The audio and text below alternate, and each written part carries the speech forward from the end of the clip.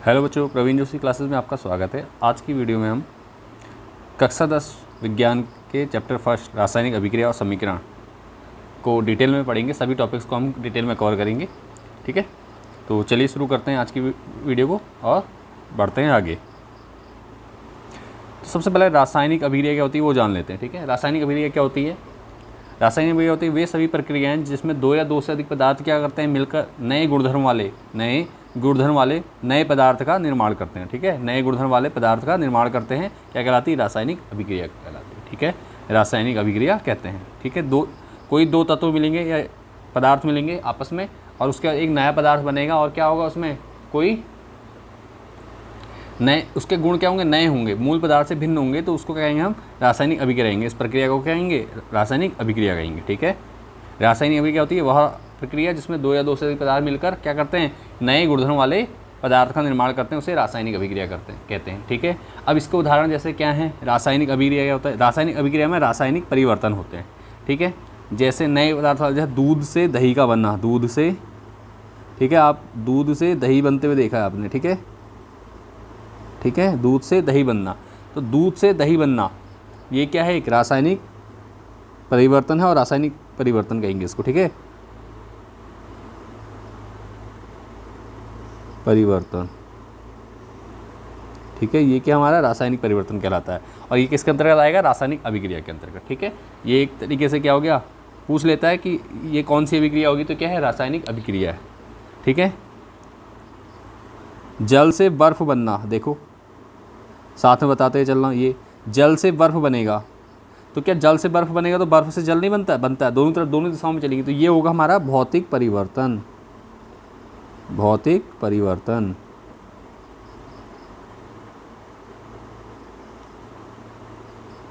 परिवर्तन। ठीक है, भौतिक परिवर्तन क्या होता है? दोनों दिशाओं में होती है।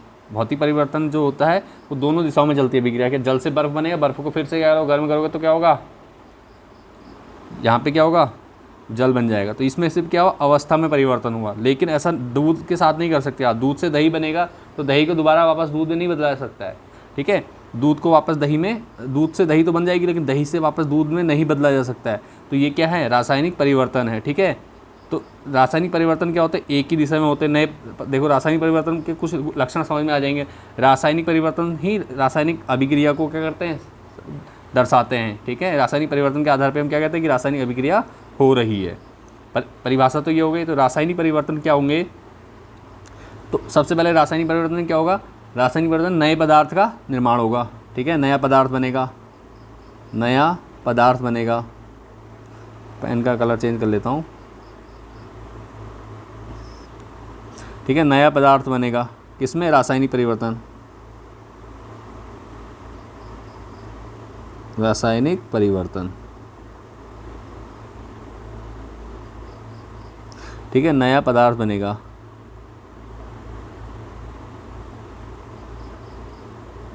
ठीक है, रासायनिक संगठन परिवर्तित होगा। ठीक है, रासायनिक संगठन क्या होगा? नया होगा, बिल्कुल पुराने वाले से, मूल से अलग होगा। ठीक है, ये ध्यान रखना है। ठीक है, रासायनिक संगठन बदलेगा। ठीक है, शॉर्ट बता दे रहा हूँ, चीज़ें समझने में आ रही, लिख कम रहा हूँ, बोल ज़्यादा रहा हूँ। ठीक है, समझ रहे होंगे आप लोग। तो ये हो गया, नया पदार्थ बनेगा, अब रासायनिक परिवर्तन होगा। तो नंबर 2, संगठन बदल जाएगा। ठीक है, और नंबर 3 क्या? ये स्थायी परिवर्तन होता है, स्थायी होता है, स्थायी परिवर्तन होता है।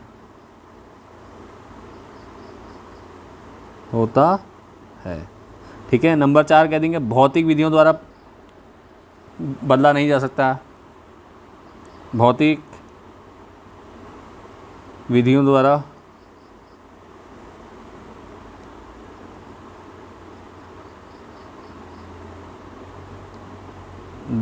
पलटा नहीं जा सकता। ठीक है, इनको नहीं जा सकता। ठीक है, तो ये क्या है? रासायनिक परिवर्तन है। समझ में आ रहा होगा रासायनिक परिवर्तन। इसी प्रकार क्या भौतिक परिवर्तन, इसके विलोम हो जाएंगे, अपोजिट है। नया पदार्थ नहीं बनता है, संगठन नहीं बदलता है। ठीक है, यह अस्थायी होता है, दोनों दिशाओं में चलती है। ठीक है, और भौतिक विधियों के द्वारा पृथक किया जा सकता है या भौतिक विधियों द्वारा पलटा जा सकता है। ठीक है, किसको? अभिक्रिया को। ठीक है, तो ये परिवर्तन को पलटा है, तो ये हो जाएंगे हमारा भौतिक परिवर्तन। लिख नहीं रहा हूँ मैं, समझ जाएंगे आप, ठीक है। तो चलिए अब फिर वापस आते हैं अपने रासायनिक अभिक्रिया की परिभाषा में ही, ठीक है। रासायनिक अभिक्रिया आपको समझ में आ गया होगा क्या, कि भैया जब वह प्रक्रिया जिसमें क्या होता है दो या दो से अधिक पदार्थ मिलकर क्या करते हैं, नए पदार्थ का निर्माण करते हैं, ठीक है। और नए पदार्थ कैसा, उसके गुण क्या होते हैं, नए पदार्थ के गुण अलग होते हैं, ठीक है। गुणधर्म वाले पदार्थ का निर्माण करते हैं, तो क्या होती है, रासायनिक अभिक्रिया होती है, ठीक है। परिभाषा लिखी है, आप देख के नोट कर सकते हैं, ठीक है। अब इसका एग्जाम्पल देते हैं, जैसे क्या हुआ, हाइड्रोजन है, हाइड्रोजन को मैं लिख रहा हूँ H2 कह देता हूँ, ठीक है, प्लस संकेतों में लिख दे रहा हूँ, ठीक है, प्लस O2। हाइड्रोजन की ऑक्सीजन से अभिक्रिया करेंगे तो क्या बनेगा, H2O, ठीक है। हाइड्रोजन की ऑक्सीजन के साथ अभिक्रिया करने पे क्या होता है, जल प्राप्त होता है। तो ये तो है आपकी रासायनिक अभिक्रिया, ठीक है, समझ में आ रही है, ठीक है। ये क्या है, आपकी रासायनिक अभिक्रिया है। और ये अभिक्रिया है रासायनिक अभिक्रिया, क्या यहाँ पे हाइड्रोजन और ऑक्सीजन मिला, क्या बना, जल बना, ठीक है। तो ये क्या हो जाएगी, रासायनिक अभिक्रिया है, समझ में आ रहा है। इसी प्रकार मैग्नीशियम ऑक्साइड ले लेते हैं, Mg+O2, क्या बनेगा, MgO, ठीक है। ये क्या हो जाएगा हमारा मैग्नीशियम ऑक्साइड, ठीक है। मैग्नीशियम ऑक्साइड बन रहा है कब, जब हम क्या कर रहे हैं, मैग्नीशियम को जला रहे हैं, ऑक्सीजन की उपस्थिति में जलाना होता है, दहन कहते हैं इसे, ठीक है। दहन अभिक्रिया भी है आपकी। तो मैग्नीशियम को क्या करेंगे, ऑक्सीजन के साथ क्या करेंगे, जलाएंगे, तो क्या बनेगा, मैग्नीशियम ऑक्साइड बनेगा, ठीक है।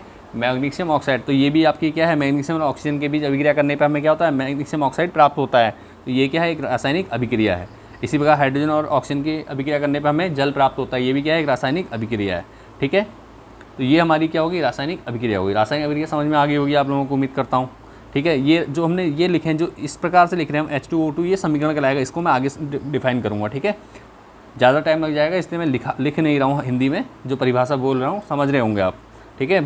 आप जब मैं बोल रहा हूँ तो आप समझ जा रहे होंगे क्या है करके, ठीक है। चलिए बढ़ते हैं अब आगे। रासायनिक अभिक्रिया वह प्रक्रिया जिसमें दो या दो से अधिक पदार्थ मिलकर एक नए गुणधर्म वाले नए पदार्थ का निर्माण करते हैं, ठीक है। मिलकर नए गुणधर्म वाले पदार्थ का निर्माण करते हैं, तो क्या होती है, वह कौन सी अभिक्रिया कहलाती है, वह कहलाती है रासायनिक अभिक्रिया, ठीक है। तो ये हो गया हमारा, दो एग्जाम्पल दे दिए हमने। उम्मीद करता हूँ यहाँ तक आपको समझ में आ गया है। और अगर वीडियो आपको पसंद आई तो वीडियो को लाइक ज़रूर कीजिए, दोस्तों के साथ शेयर कर दीजिए और कमेंट जरूर कीजिए, ठीक है। और साथ में अगर सब्सक्राइब नहीं किया चैनल को, पहली बार आए हैं चैनल पे, तो चैनल को सब्सक्राइब जरूर कीजिए, ठीक है। बढ़ते हैं आगे नेक्स्ट। अब देखिए हमने जो अभिक्रिया लिखी थी यहाँ पे, ठीक है, इनके बारे में बात करेंगे। ये अभिक्रिया लिखी थी, मैं आगे लिख दे रहा हूँ, ठीक है। अभिक्रिया लिखी थी, इसमें क्या था, मैं यहाँ लिख दे रहा हूँ, ठीक है। तो H2+O2 किया था हमने, ठीक है, बराबर, तो क्या बना था, H2O।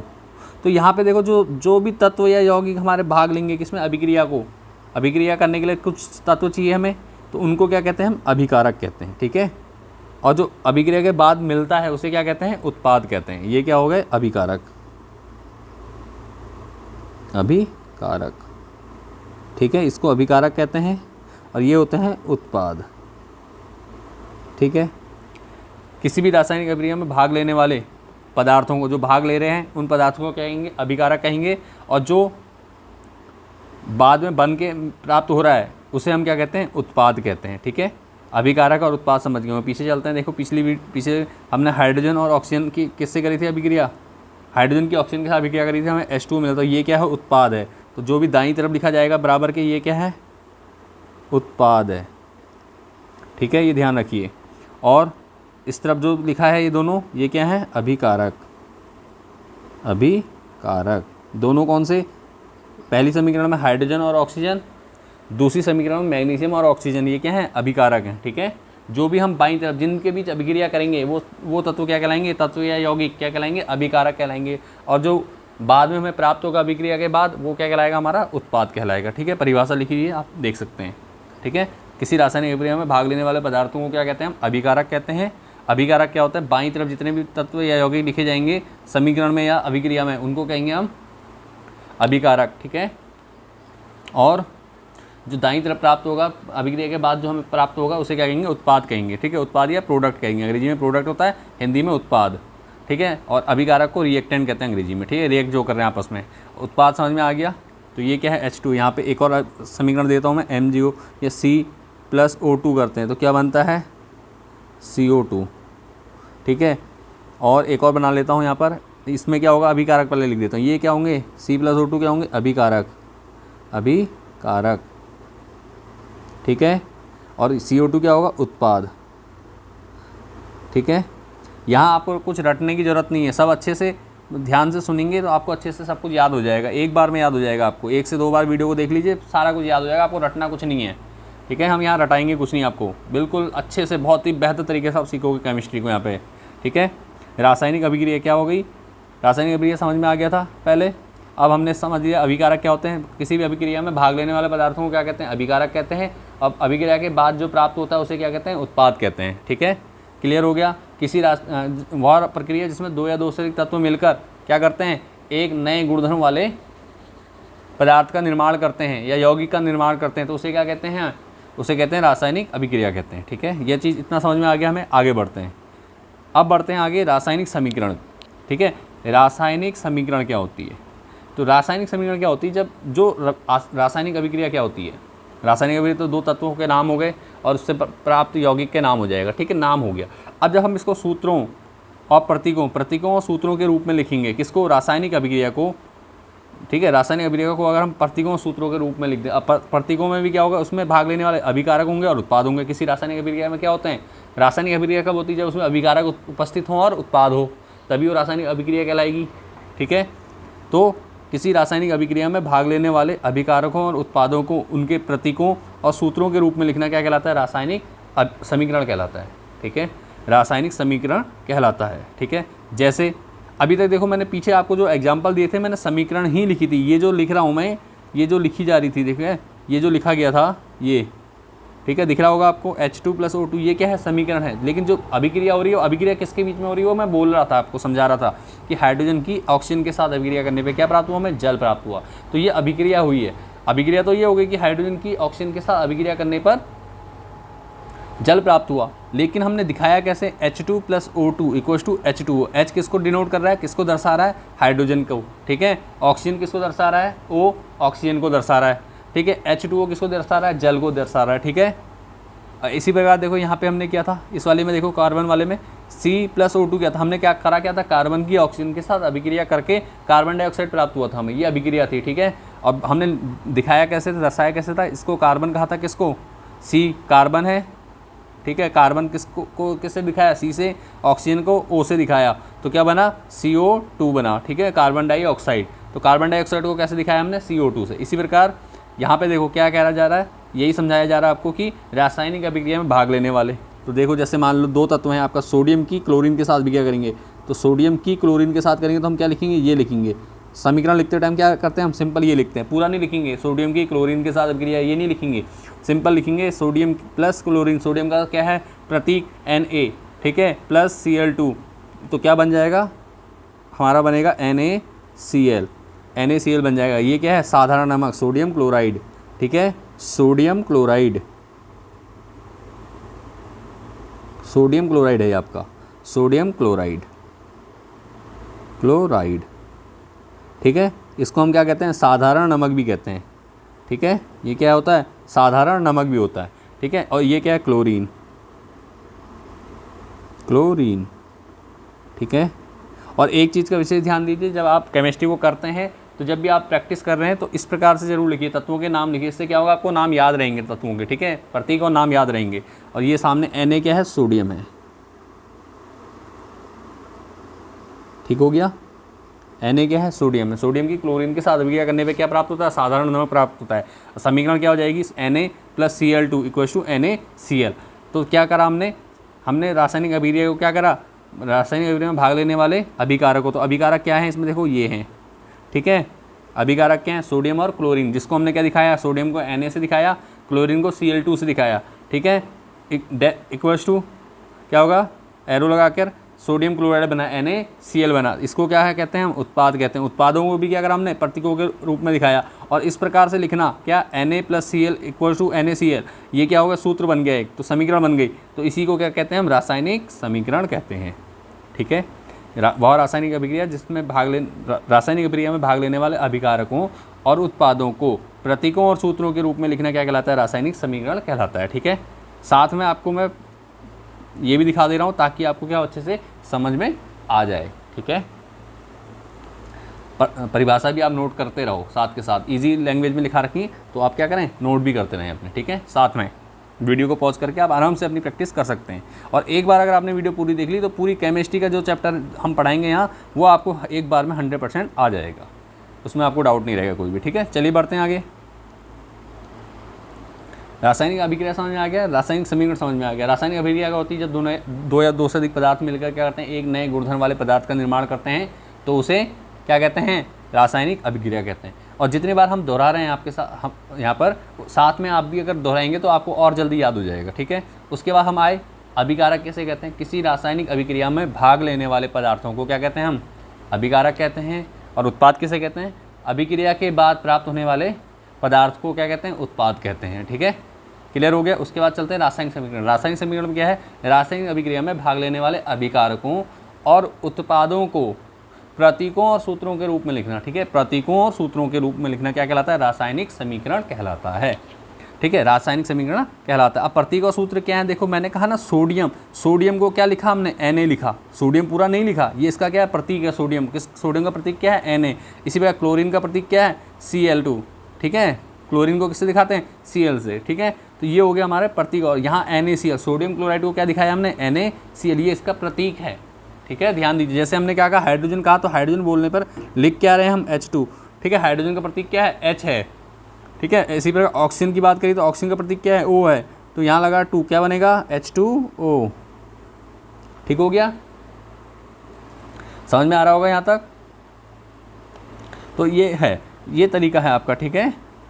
ये क्या बन गई, रासायनिक समीकरण बन गई, किसकी, हाइड्रोजन की ऑक्सीजन के साथ अभिक्रिया करके जल बनाने की अभिक्रिया का समीकरण हो गया रासायनिक समीकरण, ठीक है। तो उम्मीद करता हूँ यहाँ तक आपको अच्छे समझ में आ गया होगा। अगर कोई डाउट लग रहा है तो बेझिझक क्या करें, आप कमेंट में आप हमसे पूछ सकते हैं, ठीक है।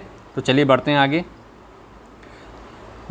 संतुलित रासायनिक समीकरण। अभी तक तो रासायनिक समीकरण समझे आप, ठीक है। अब है संतुलित रासायनिक समीकरण। संतुलित रासायनिक समीकरण है क्या, ठीक है, संतुलित रासायनिक समीकरण, ठीक है।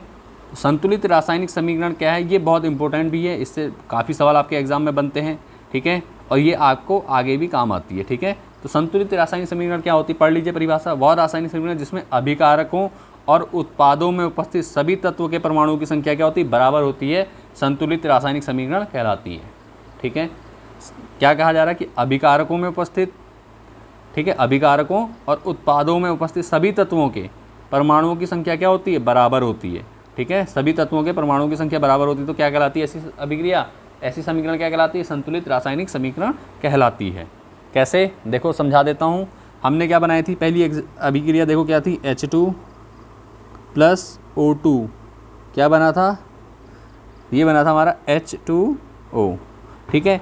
ये जो समीकरण है ये संतुलित नहीं है, ये ध्यान रखिए, अभी संतुलित नहीं है। क्यों नहीं है, कारण बता देता हूँ। क्योंकि बाएं पक्ष में जो अभिकारक हैं ये क्या होंगे, बाएं पक्ष में। हमेशा अभिकारकों को कहाँ लिखा जाएगा, बाएं पक्ष में लिखा जाएगा, ध्यान दीजिए, ठीक है। अभिकारकों बाएं पक्ष में और उत्पाद को दाएं पक्ष में लिखा जाता है, ठीक है। तो ये समझ में आ गया। अब देखो क्या है, यहाँ जो तत्व हैं हमारे कहाँ, बाईं तरफ अभिकारक पक्ष में है, इसमें हाइड्रोजन के कितने हैं, 2 हैं, ठीक है। हाइड्रोजन के 2 हैं, ऑक्सीजन के भी कितने हैं, 2 हैं, ठीक है। तो अब हम क्या करेंगे, यहाँ देखो बाईं तरफ तो हाइड्रोजन के 2, ऑक्सीजन के 2, ध्यान में आ रहा है समझ में। इधर हाइड्रोजन के कितने हैं, 2 हैं, और यहाँ ऑक्सीजन का कितना है, केवल 1 है, तो कम ज़्यादा है। तो अब हमें क्या करना होगा, दोनों तरफ क्या करना है, परिभाषा के अनुसार क्या करना है, हमें बराबर करना है। परिभाषा क्या है हमारी कि भैया अभिकारक में जितने तत्व हैं उनके परमाणु संख्या, ठीक है, और उत्पाद में जितने भी तत्व हैं उनके परमाणु की संख्या क्या होनी चाहिए, बराबर होनी चाहिए। तो हाइड्रोजन के यहाँ 2 है, हाइड्रोजन के 2 यहाँ तो ओके है हाइड्रोजन वाला, ऑक्सीजन के यहाँ 2 है, यहाँ केवल 1 है। तो हमें क्या करना पड़ेगा, हाइड्रोजन के ऑक्सीजन के भी क्या करने होंगे, 2 करने होंगे। तो ऑक्सीजन के 2 करने के लिए हमें क्या करना पड़ेगा, देखो हमें 2 से गुणा करनी पड़ेगी, किसमें, ऑक्सीजन में, ठीक है, ऑक्सीजन वाले में। कैसे, यहाँ देखो 2 करना है तो हम क्या करेंगे, आगे से लगेगा नंबर, ठीक है। जैसे ये है, ठीक है, यहाँ करेंगे 2 से करेंगे ऑक्सीजन के साथ, तो 2 से गुणा होगी तो क्या हो जाएगा, ऑक्सीजन के कितने हो जाएंगे, 2 हो जाएंगे। और गुणा लेकिन पूरे में होती है, ये ध्यान रखना। तो जब पूरे में होगी तो इसकी गुणा क्या हो जाएगी, दिखा देता हूँ मैं सिंपल। यहाँ पे आप क्या करोगे, 2 लिखोगे, पहले ऑक्सीजन के कर लेते हैं बैलेंस, फिर हाइड्रोजन के करेंगे। देखो ऑक्सीजन के 2 है, यहाँ 1 है, तो यहाँ आगे लिखेंगे, हम पीछे कभी नहीं करते हैं, ठीक है, ध्यान रखना। यहाँ बैक साइड में यहाँ नहीं लगाएंगे, यहाँ हम नहीं लगा सकते, यहाँ लगे हुए हैं ऑलरेडी, तो वो रहेगा, ठीक है। यौगिक को बदल नहीं सकते हम अपने मन से। तो जैसे ही हमने 2 लगाया तो ऑक्सीजन के कितने हो गए, 2 हो गए, यहाँ ऑक्सीजन के 2 हो गए, लेकिन हाइड्रोजन के कितने हो गए, हाइड्रोजन के भी गुणा हो जाए, 2 दूनी 4 हो गए, यहाँ पे 2 की गुणा 2 से ही तो 4 हो गए। अब यहाँ हाइड्रोजन के 2 हैं, यहाँ तो बैलेंस हो गया, ऑक्सीजन के तो बैलेंस है, ये भी ओके हो गया, ये भी ओके हो गया, दोनों तरफ ऑक्सीजन की, लेकिन हाइड्रोजन के 4 यहाँ है, हाइड्रोजन के 2 है यहाँ। तो अब हमें हाइड्रोजन के 4 करने के लिए क्या करना पड़ेगा, फिर से इसमें 2 से गुणा करनी पड़ेगी। तो हाइड्रोजन अब यहाँ कितने जाएंगे, 2 से गुणा करेंगे तो 2 से गुणा करते ही ये क्या हो जाएगा, 4 हो जाएगा, ठीक है।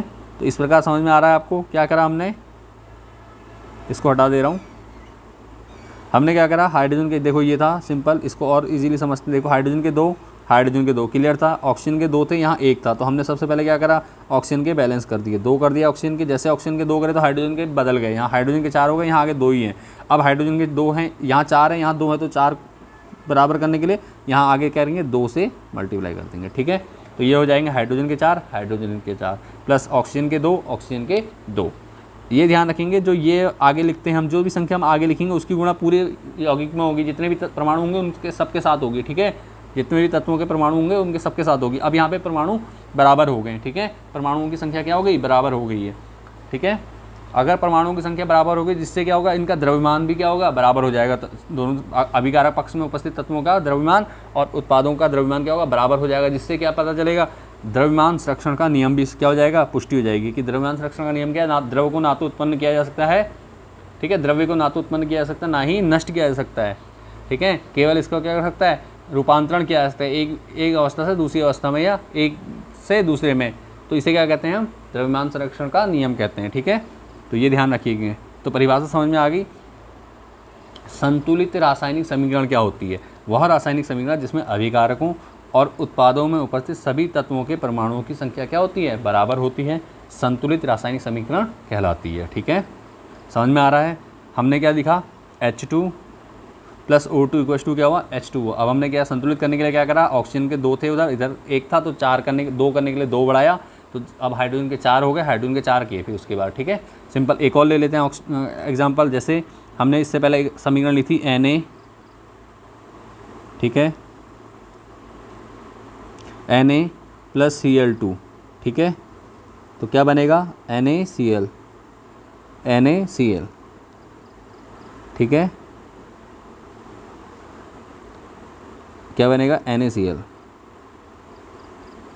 ये बनेगा। NaCl क्या होता है, सोडियम क्लोराइड कहते हैं इसे, ठीक है। अब देखो यहाँ पे सोडियम के 1 है, सोडियम का यहाँ भी 1 है, क्लियर है, लेकिन यहाँ देखो अभिकारक में क्लोरीन के 2 हैं, उत्पाद में क्लोरीन का 1 है, तो हमें क्या करना होगा, उत्पाद में क्लोरीन के 2 करने होंगे। जैसे ही हम उत्पाद में दाईं तरफ 2 करेंगे तो हमारा सोडियम के यहाँ 2 हो जाएंगे, यहाँ 1 है, तो सोडियम के भी हमें क्या करने पड़ेंगे, फिर 2 करने पड़ेंगे, तो यहाँ भी 2 से मल्टीप्लाई कर देंगे, तो सोडियम के 2, क्लोरीन के 2, क्लोरीन के 2। देखो इस 2 की गुणा किससे हो रही, पूरे NaCl में दोनों से हो रही थी, सोडियम के साथ भी इसको 2 को काउंट करेंगे, हम गुणा कर रहे हैं, और क्लोरीन के साथ भी काउंट कर रहे हैं, ठीक है। तो ये हो गया, तो क्या बना हमारा, सोडियम क्लोराइड बन गया, ठीक है। समझ में आ गया होगा। एक और ले लेते हैं अभिक्रिया, क्या लेते हैं, देखो हमने ली थी सबसे पहले, और कौन सी अभिक्रिया ली थी हमने, Mg प्लस O2 ली थी, वो भी ले लेते हैं। Mg प्लस O2 क्या बनता है, MgO, ठीक है। अब देखो ऑक्सीजन के 2 हैं बाईं तरफ ऑक्सीजन के कितने, 2 हैं, यहाँ दाईं तरफ कितने हैं, 1 है, तो हमें क्या करना पड़ेगा, 2 से मल्टीप्लाई करनी पड़ेगी। तो अब ऑक्सीजन के 2 बराबर हो गए दोनों साइड। अब इसी चक्कर में क्या हुआ, मैग्नीशियम के चेंज हो गए, मैग्नीशियम के 2 दाईं तरफ है, मैग्नीशियम का 1 कहाँ है, बाईं तरफ, तो यहाँ भी हम क्या करेंगे, 2 से मल्टीप्लाई कर देंगे, ठीक है। तो समझ में आ गया होगा क्या हुआ, मैग्नीशियम के 2 मैग्नीशियम के अणु लेकर एक ऑक्सीजन के अणु के साथ अभिक्रिया करके क्या बनाएंगे, 2 मैग्नीशियम ऑक्साइड के अणु बनाएंगे, ठीक है। तो ये हमारी क्या है, सब संतुलित रासायनिक समीकरण है, ठीक है। ये सभी क्या हैं, संतुलित रासायनिक समीकरण है। समझ में आ गया, ठीक है।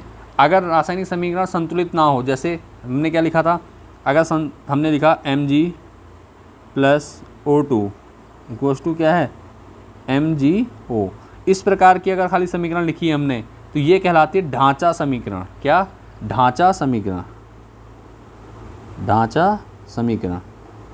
ठीक है। इसको क्या कहते हैं, स्केलेटल इक्वेशन कहते हैं, ढांचा समीकरण कहते हैं, ठीक है। ये ढांचा समीकरण, और ये जब हम संतुलित करते हैं तो ये क्या हो गई, संतुलित रासायनिक समीकरण।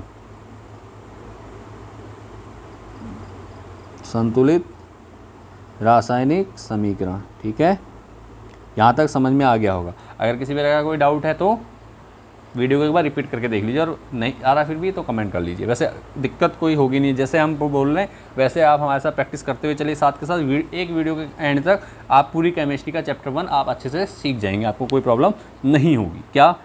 वह रासायनिक अभिक्रिया जिसमें अभिकारक तथा उत्पादों में उपस्थित सभी तत्वों के परमाणुओं की संख्या क्या होती है? बराबर होती है। ठीक है, सभी तत्वों के परमाणुओं की संख्या बराबर होती है, संतुलित रासायनिक समीकरण कहलाती है। ठीक है, तो उम्मीद करता हूँ यहाँ तक आपको समझ में आ गया। चलिए अब बढ़ते हैं आगे, कुछ एग्जाम्पल और ले लेते हैं रासायनिक समीकरणों के। ठीक है, तो उदाहरण ले लेते हैं। क्या? रासायनिक संतुलित रासायनिक समीकरण के लिए देखो क्या करते हैं हम, सोडियम क्लोराइड ले लेते हैं एक, NaCl।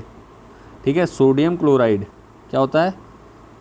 NaCl। क्या करें इसकी, हम कर देते हैं इसकी बेरियम सल्फेट के साथ अभिक्रिया, BaSO4, बेरियम सल्फेट कहेंगे इसको। ठीक है, तो क्या बनेगा? सोडियम क्लोराइड की बेरियम सल्फेट, तो ये क्या हो जाएगा? सोडियम की किसके साथ? बेरियम सल्फेट, तो बनेगा सोडियम सल्फेट Na2SO4 प्लस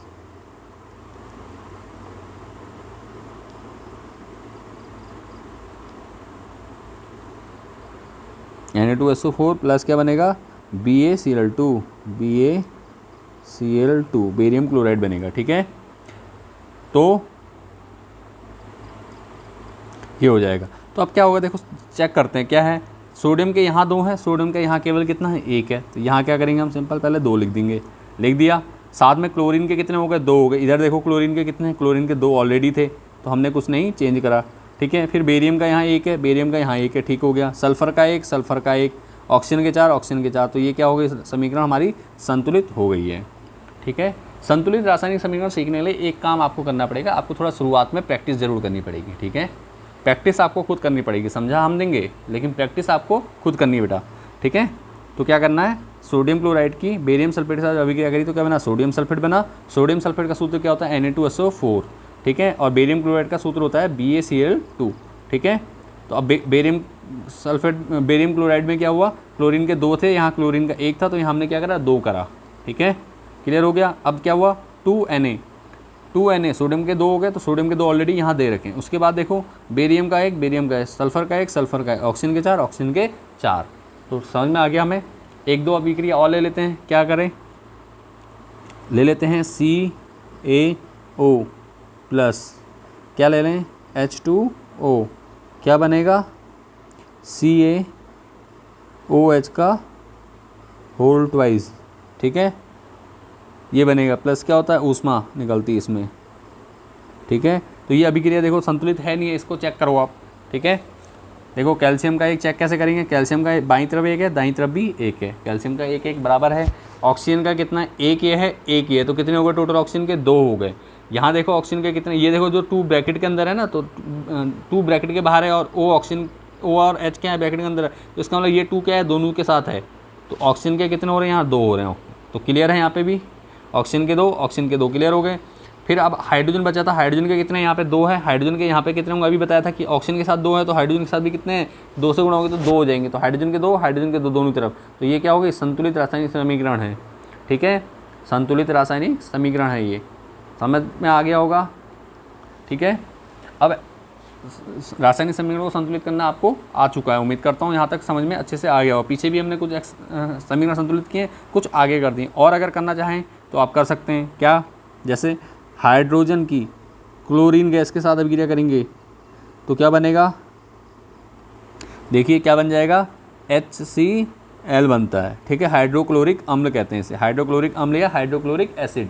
ठीक है, हाइड्रोक्लोरिक अम्ल। HCl क्या होता है? हाइड्रोक्लोरिक अम्ल। Cl किसका प्रतीक है? क्लोरीन का। H किसका है? हाइड्रोजन का। ठीक है, बाएं पक्ष में जितने भी पदार्थ या तत्व उपस्थित होंगे उनको क्या कहेंगे हम? उनको कहेंगे अभिकारक, अभी बताया था। दाईं तरफ वाले उत्पाद। ठीक है, अभिकारकों में जितने भी परमाणुओं के तत्व हैं, तत्वों के परमाणुओं की संख्या है उतने ही क्या होनी चाहिए? आपके किधर होनी चाहिए? उत्पादों में। तो हाइड्रोजन यहाँ भी है, हाइड्रोजन यहाँ भी, क्लोरीन यहाँ भी, क्लोरीन यहाँ भी है दाईं तरफ। ठीक है, तो हाइड्रोजन का देखो, हाइड्रोजन के 2 हैं, यहाँ 1 है, तो हमें क्या करना है? हाइड्रोजन के 2 करने हैं। ठीक है, फिर हाइड्रोजन के 2 करें तो अब क्या है? क्लोरीन के यहाँ भी 2 हो गए, हाइड्रोजन के 2 बराबर हो गए, क्लोरीन के 2, और इधर देखा तो क्लोरीन के यहाँ भी 2 हैं, तो ये भी हमारी क्या हो गई? रासायनिक रासायनिक समीकरण संतुलित हो गई है। ठीक है, चलिए अब बढ़ता हूँ अब आगे। ठीक है, कुछ क्वेश्चन और कर लेते हैं आगे। ठीक है, संतुलित समीकरण हो गई, आगे के टॉपिक को करते हैं कवर, और अगर किसी प्रकार के कोई डाउट लग रहा है तो कमेंट के माध्यम से आप हमसे पूछ सकते हैं। ठीक है, बढ़ता हूँ आगे। नेक्स्ट है रासायनिक अभिक्रिया के प्रकार। देखो रासायनिक अभिक्रिया के प्रकार, ठीक है, मोस्ट इंपोर्टेंट क्वेश्चन है, इनमें से एक आध आपके बोर्ड एग्जाम में जरूर पूछा जाता है हर साल, तो इसलिए इनको अच्छे से सीख लीजिए। सारे टॉपिक जितने भी हमने कवर करें, ये अगर आपने इतने टॉपिक पढ़ लिए तो आप क्या कर सकते हैं, ये पूरी एक्सरसाइज आपको अच्छे से आ जाएगी। ठीक है, पूरा चैप्टर आपको अच्छे से समझ में आ जाएगा, सारे रासायनिक समीकरण बनाने आपको आ जाएंगे, संतुलित करने आ जाएंगे। ठीक है, तो इजीली आप इसको क्या करते हैं, ध्यान से देखिए। ठीक है, साथ साथ में पढ़ते हुए चलिए। तो रासायनिक अभिक्रिया के प्रकार, तो रासायनिक अभिक्रिया कुछ कितने प्रकार की होती है। देखो नंबर 1 देखो, सबसे पहले है संयोजन अभिक्रिया, या इसको योगात्मक अभिक्रिया भी कहते हैं। ठीक है, संयोजन या योगात्मक अभिक्रिया। ठीक है, संयोजन या योगात्मक अभिक्रिया। ठीक है, क्या होती है, संयोजन या योगात्मक का मतलब योग हो रहा है, तो सीधी सी बात है, परिभाषा क्या होगी, वह रासायनिक अभिक्रिया जिसमें 2 या 2 से अधिक पदार्थ मिलकर, ठीक है, जिसमें क्या होता है, 2 या 2 से अधिक पदार्थ मिलकर एक नए पदार्थ का, ठीक है, निर्माण करते हैं, तो क्या होती है, संयोजन अभिक्रिया कहलाती है। ठीक है, क्या कहलाती है, संयोजन अभिक्रिया कहलाती है। ठीक हो गया, वह रासायनिक अभिक्रिया जिसमें क्या 2 या 2 से अधिक पदार्थ मिलकर एक नए पदार्थ का निर्माण करते हैं। ठीक है, और इस अभिक्रिया को क्या कहते हैं, संयोजन अभिक्रिया कहते हैं। ठीक है, यह कहलाती है। ठीक है, क्लियर हो गया, संयोजन अभिक्रिया। जैसे अभी तक हम कई एग्जांपल करते हुए आ रहे हैं संयोजन अभिक्रिया के। जैसे मैंने सबसे पहला एग्जांपल दिया था आपको, H2 + O2 क्या बन रहा था, H2O। ठीक है, तो ये हमारा क्या है, संयोजन अभिक्रिया। क्या हुआ यहाँ पे, देखो दो पदार्थ मिले। ठीक है, 2 पदार्थ मिले, 2 पदार्थ के मिलने से क्या हुआ, एक नए पदार्थ का निर्माण हुआ। ठीक है, अब पदार्थ का निर्माण हुआ। ठीक है, तो ये क्या है, हाइड्रोजन और ऑक्सीजन मिलकर क्या बने, जल बना। अब इसको हम संतुलित करेंगे। सभी रासायनिक अभिक्रियाओं को आप संतुलित करना सीख चुके हैं, तो हमने क्या करना है, सभी रासायनिक अभिक्रियाओं को संतुलित करना जरूरी है। ठीक है, सीख चुके हैं, जब तक नहीं सीखा था तब तक हमने नहीं किया, लेकिन अब जरूर करेंगे। हाइड्रोजन के 2, ऑक्सीजन के यहाँ कितने हैं, यहाँ आपके 2 हैं, इधर 1 है, तो यहाँ करेंगे 2 और यहाँ कर देंगे 2। तो उम्मीद करता हूँ यहाँ तक समझ में आ रहा है आपको। ठीक है, संतुलित करते हुए चलेंगे। यहाँ हाइड्रोजन के 2 कर देंगे, पहले ऑक्सीजन के 2 करा हमने, फिर हाइड्रोजन के 4, तो हाइड्रोजन के 4 हो गए। ठीक हो गया, 2 से मल्टीप्लाई करके ये हमारी अभिक्रिया हो गई। इसके बाद देखो हमने क्या करा था, H + H2 + Cl2 क्या हो जाएगा, HCl। ठीक है, ये भी हमने अभिक्रिया बनाई थी। यहाँ पे भी क्या हो रहा है, 2 तत्व मिल रहे हैं और एक नए यौगिक का निर्माण हो रहा है, एक पदार्थ का निर्माण हो रहा है। ठीक है, तो इसे क्या कहते हैं हम, रासायनिक अभिक्रिया कहते हैं। और ये कौन सी रासायनिक अभिक्रिया है, संयोजन अभिक्रिया है। ठीक है, संयोजन अभिक्रिया या योगात्मक अभिक्रिया है। तो हाइड्रोजन, अब देखो इसको भी संतुलित करेंगे। देखो यहाँ हाइड्रोजन के 2, यहाँ 1 है, तो हम क्या करेंगे, सबसे पहले 2 से मल्टीप्लाई करेंगे। ठीक है, क्लोरीन के 2 ऑलरेडी हो जाएंगे। ठीक है, तो ये हो गया हमारी संयोजन अभिक्रिया का उदाहरण। ठीक है, एक और अभिक्रिया लेके चलते हैं। क्या अभिक्रिया लें,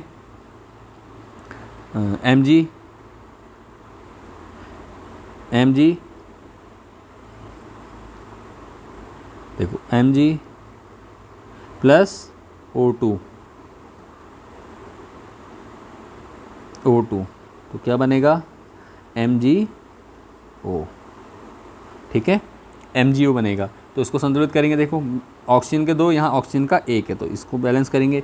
जैसे ही आपने ये करा तो मैग्नीशियम के 2 हो गए, तो यहाँ भी हम क्या करेंगे, मैग्नीशियम के 2 हो जाएंगे। तो ये भी हमारी क्या होगी, रासायनिक समीकरण संतुलित हो गई है। ठीक है, और सभी अभिक्रियाएं क्या हैं, संयोजन अभिक्रिया। एक और अभिक्रिया ले लेते हैं, क्या ले लें, Na।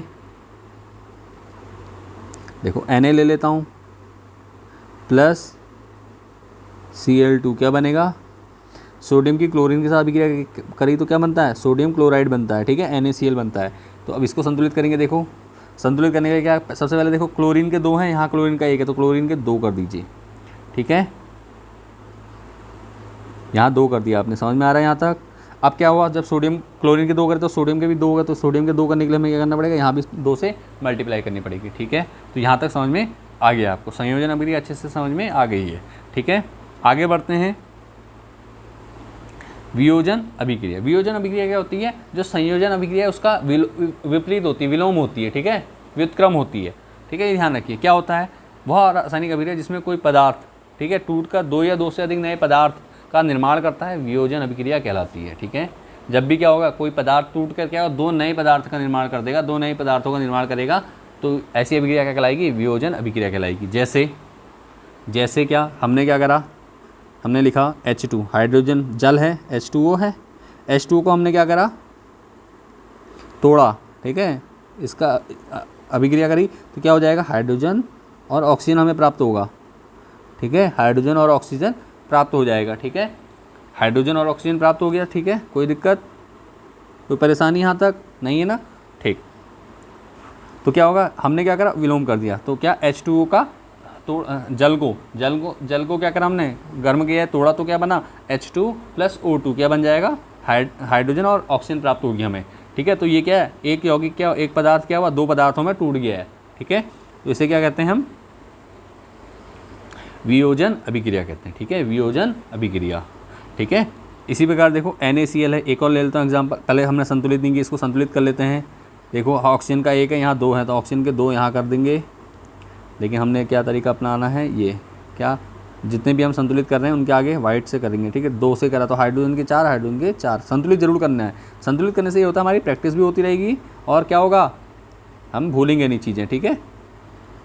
बच्चे ज़्यादातर भूलते इसीलिए है क्योंकि प्रैक्टिस नहीं कर पाते पूरी, और प्रैक्टिस करने का सबसे आसान तरीका, जो भी काम कर रहे हो उसको प्रॉपर वे में करो आसानी से, ठीक है। तो अब ये हो गया, एक और ले लेता हूँ समीकरण, क्या, NaCl। NaCl क्या होता है, नाम पता होगा आपको, नाम बता दीजिए मुझे कमेंट करके जल्दी से, ठीक है, देखता हूँ कमेंट कितनों के आ गए हैं। तो ये क्या हो जाएगा, सोडियम क्लोराइड, मैं नाम बता दे रहा हूँ साथ में, जिनको पता है अच्छी बात है, जिनको नहीं पता जो भूल गए हैं वो नाम याद रखिए, सोडियम क्लोराइड, साधारण नमक कहते हैं इसे, ये क्या है, सोडियम क्लोराइड साधारण नमक, ठीक है। और बनेगा क्या, जब टूटेगा तो क्या होगा, सोडियम मिल जाएगा, ठीक है, और क्लोरीन गैस मुक्त हो जाएगी, ठीक है। तो क्या करेंगे, देखो समीकरण को संतुलित करें, क्लोरीन के दो, तो क्लोरीन के दो करोगे आप, सबसे पहले क्लोरीन के दो कर देंगे, जैसे ही क्लोरीन के दो करोगे तो सोडियम के भी कितने हो जाएंगे, दो करने होंगे हमको, तो ये हमारी समीकरण संतुलित हो गई है। तो ये क्या है, वियोजन अभिक्रिया है, अपोजिट चल रही, कोई एक यौगिक क्या हो रहा है, टूट जा रहा है, दो या दो से अधिक तत्वों में या पदार्थों में, ठीक है, कोई एक पदार्थ दो पदार्थों में टूट जा रहा है, तो इस अभिक्रिया को कहते हैं वियोजन अभिक्रिया कहते हैं, ठीक है। और देखते हैं क्या हमने क्या कहा था, एक अभिक्रिया और ले लेते हैं, इसी में से ले लेते हैं, कौन सी लें, CO2 की ले लेता हूँ, CO2, इसको क्या करेंगे हम, अभिक्रिया को तोड़ेंगे तो क्या होगा, कार्बन अलग हो जाएगा प्लस O2 बन जाएगा, ठीक है, कार्बन अलग होगा और O2 बन जाएगा, तो क्या हो जाएगा हमारा, देखो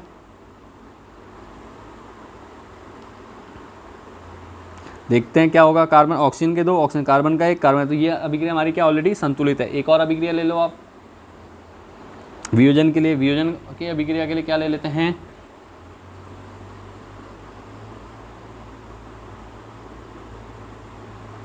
हाँ कैल्शियम कार्बोनेट लेते हैं, CaCO3 लेंगे, क्या बनेगा, देखो कैल्शियम कार्बोनेट क्या होगा,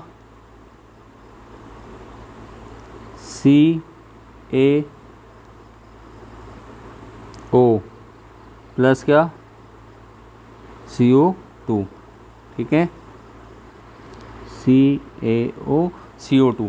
तो देखो क्या हो जाएगा समीकरण, ऑक्सीजन के कितने हैं यहाँ पे, तीन है, ऑक्सीजन के तीन है, कार्बन का एक, कार्बन का एक, कैल्शियम का एक, कैल्शियम देखो कैल्शियम एक, ऑक्सीजन के तीन, ऑक्सीजन का एक और दो और एक तीन, ठीक है, जोड़ते हैं अगर जोड़ना है तो, ठीक हो गया, और कार्बन का एक, देखो कार्बन का एक, कार्बन का एक, तो ये भी क्या है, संतुलित समीकरण, लेकिन है कौन सी, वियोजन अभिक्रिया है, ठीक है। समझ में आ गया होगा यहाँ तक, उम्मीद करता हूँ कोई डाउट नहीं होगा।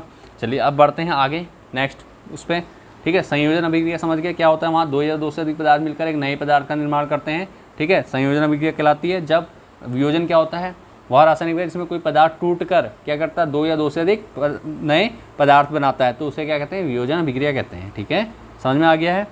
चलिए बढ़ते हैं आगे, नोट्स साथ के साथ तैयार करते रहिए, ठीक है, नोट्स जब साथ के साथ तैयार करोगे तो आपको अच्छे से समझ में आ जाएगा। आगे बढ़ते हैं, वियोजन अभिक्रिया के प्रकार, अभी हमने वियोजन अभिक्रिया पढ़ी, वियोजन अभिक्रिया के प्रकार पढ़ते हैं। देखो वियोजन अभिक्रिया कितने प्रकार की होती है, देखो तीन प्रकार की है, नंबर एक ऊष्मीय वियोजन, नंबर दो विद्युत वियोजन, नंबर तीन प्रकाशीय वियोजन। तो सिंपल क्या है, ऊष्मीय वियोजन क्या है, जब वियोजन की प्रक्रिया क्या ऊष्मा देने पर संपन्न हो, ठीक है, जब वियोजन वियोजन की प्रक्रिया क्या हो, ऊष्मा देने पर संपन्न हो, उसे क्या कहते हैं हम, ऊष्मीय वियोजन अभिक्रिया कहते हैं, ठीक है, क्लियर हो गया। ऊष्मीय वियोजन क्या होती है, अभी एग्जांपल बताऊंगा, उससे पहले पहले परिभाषा को समझ लीजिए, ठीक है। ऊष्मीय वियोजन अभिक्रिया क्या होती है? ऊष्मीय वियोजन अभिक्रिया भैया, ऊष्मीय वियोजन अभिक्रिया वो होती है जिसमें क्या होती है, वियोजन की प्रक्रिया क्या हो, ऊष्मा देने पर संपन्न हो, ठीक है। वियोजन कब हो? ऊष्मा देने पर संपन्न हो, तो क्या कहेंगे उसे? विद्युत वियोजन, ऊष्मीय वियोजन कहेंगे। ऊष्मा देने पे होगी तो ऊष्मीय वियोजन। इसी प्रकार विद्युत वियोजन क्या होता है? जब वियोजन की प्रक्रिया क्या हो, विद्युत देने पे हो, विद्युत देने पे क्या हो, संपन्न हो, तो उसे क्या कहेंगे हम? उसे कहेंगे हम विद्युत वियोजन कहेंगे। ध्यान दीजिएगा, ठीक हो गया। और नंबर 3 है प्रकाशीय वियोजन। प्रकाशीय वियोजन क्या होता है? जब वियोजन की क्रिया सूर्य की प्रकाश की उपस्थिति में संपन्न हो, तो उसको क्या कहते हैं? हम प्रकाशीय वियोजन कहते हैं, ठीक है। समझ में आ रहा होगा? ऊष्मीय वियोजन, विद्युत वियोजन, प्रकाशीय वियोजन। अगर ऊष्मा देने पे वियोजन हो रहा तो ऊष्मीय वियोजन, विद्युत देने पे वियोजन हो रहा तो विद्युत वियोजन, और प्रकाश की उपस्थिति में हो रहा तो प्रकाशीय वियोजन, ठीक है। समझ में आ रहा है? चलिए अब देखो क्या है, इसका एग्जाम्पल लेते हैं। ऊष्मीय वियोजन, ऊष्मीय वियोजन के लिए एक समीकरण लिख लेते हैं हम, सिंपल लिखो। क्या? पोटेशियम क्लोरेट के ClO3, ClO3, ये क्या है? पोटेशियम क्लोरेट, ठीक है। पोटेशियम क्लोरेट को क्या करते हैं? ऊष्मा देंगे, ठीक है।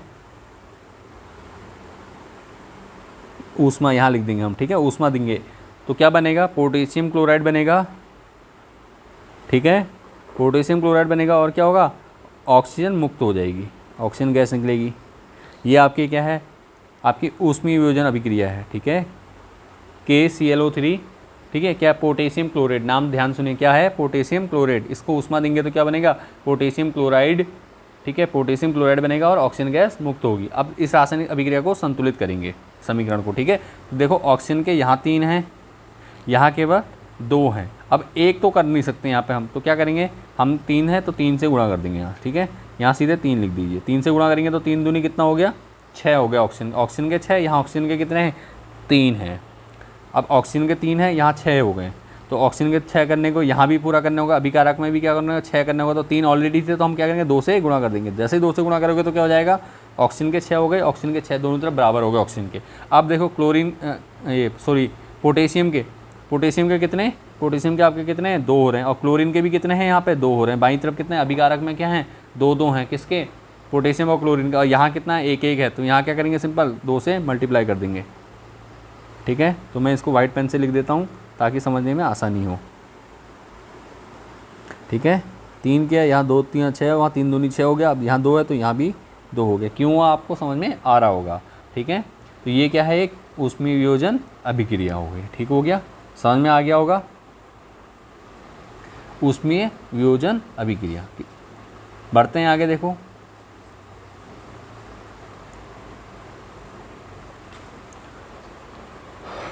विद्युत वियोजन अभिक्रिया। एक और समीकरण लिख लेते हैं विद्युत वियोजन के लिए। विद्युत वियोजन के लिए क्या? सोडियम क्लोराइड की लिख लेते हैं।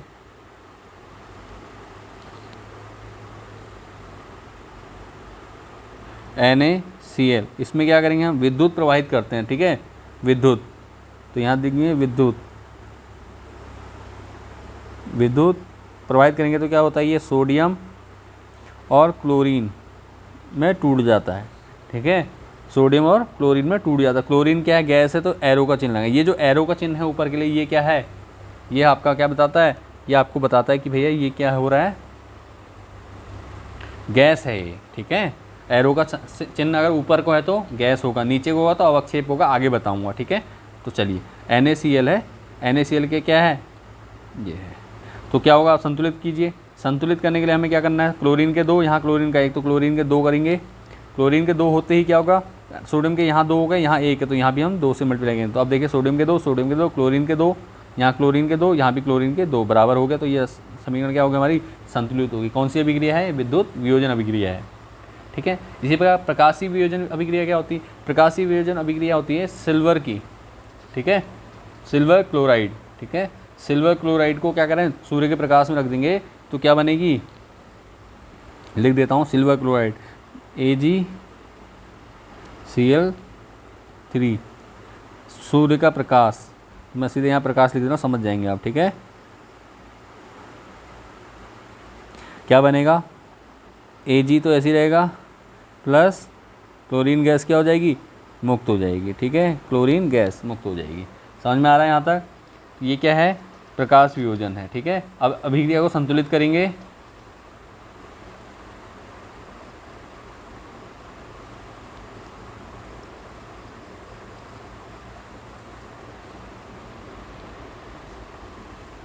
चलिए संतुलित कीजिए। देखो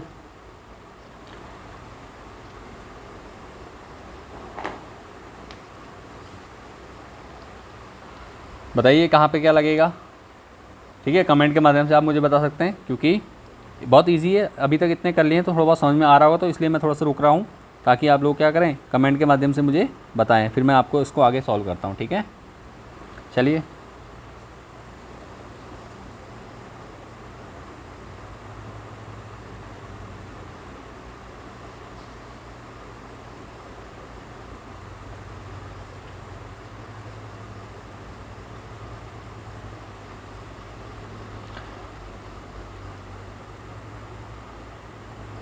और यहाँ पे 1 मिनट में तत्व का नाम थोड़ा गलत लिखा है, क्या होगा? AgCl होगा। ठीक है, एल्यूमिनियम सिल्वर क्लोराइड होता है, AgCl होता है। जो मैंने लिखा था वो एल्यूमिनियम क्लोराइड का लिखा था। ठीक है, Al का, तो गलत हो गया था थोड़ा सा, तो इसको सही कर दे रहा हूँ। बाकी इसको संतुलित करिए आप। ठीक है, क्या होगा? AgCl, सिल्वर क्लोराइड की क्या करेंगे? प्रकाश के उसमें रखेंगे तो क्या बनेगा? सिल्वर अलग हो जाएगा और क्लोरीन गैस मुक्त हो जाएगी। सिल्वर का क्या होगा? अवक्षेप प्राप्त होगा यहाँ पे। ठीक है, अवक्षेप होगा, तो ये ठीक है। अब इसको संतुलित करना है आपने। ठीक हो गया, इसको संतुलित कीजिए। संतुलित कैसे होगा? देखो बता रखा है हमने, क्लोरीन के यहाँ 2 हैं, क्लोरीन का यहाँ कितना है? 1 है, तो यहाँ क्या करना पड़ेगा? हमें 2 करना पड़ेगा। ठीक है, क्लोरीन के 2 हो गया।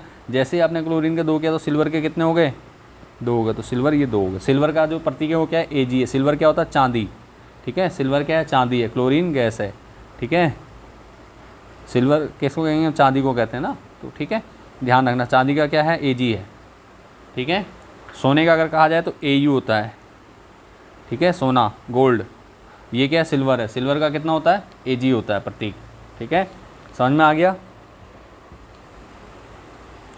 तो क्या बना? ये हो गई हमारी प्रकाशीय वियोजन अभिक्रिया। ठीक है, आगे बढ़ते हैं।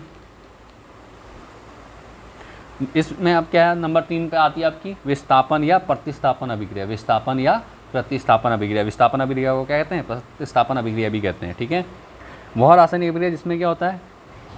किसी यौगिक के एक तत्व के स्थान पे दूसरा तत्व आ जाता है। ठीक है, यौगिक के एक तत्व के स्थान पे दूसरा तत्व आ जाता है। ठीक है, जैसे हमने क्या करा? अभिक्रिया लिखते हैं, देखो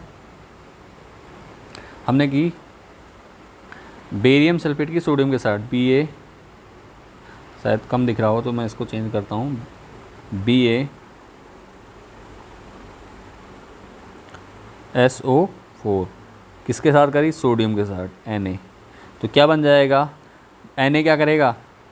इसको Ba को हटा देगा, खुद सोडियम के सल्फेट आयन के साथ जुड़ जाएगा। ये कौन सा है? Sulphate ion. तो क्या बनेगा? Na। अब यहाँ पे हो जाएगा Na2SO4, Na2SO4 बनेगा, प्लस क्या बचा? Barium, Ba। ठीक है, बेरियम ये अलग हो जाएगा। ठीक है, बेरियम क्या हो जाएगा? अलग हो जाएगा। Sodium sulphate. तो अब क्या हो जाएगा? इस अभिक्रिया को कहेंगे हम विस्थापन। यहाँ पे क्या हुआ? सोडियम ने क्या करा? सल्फेट के साथ अभिक्रिया कर ली और बेरियम को क्या करा? अलग कर दिया। ठीक है, तो ये क्या हो गया? विस्थापन अभिक्रिया हो गई। ठीक है, समझ में आ रहा है यहाँ तक? अब इसको संतुलित करेंगे।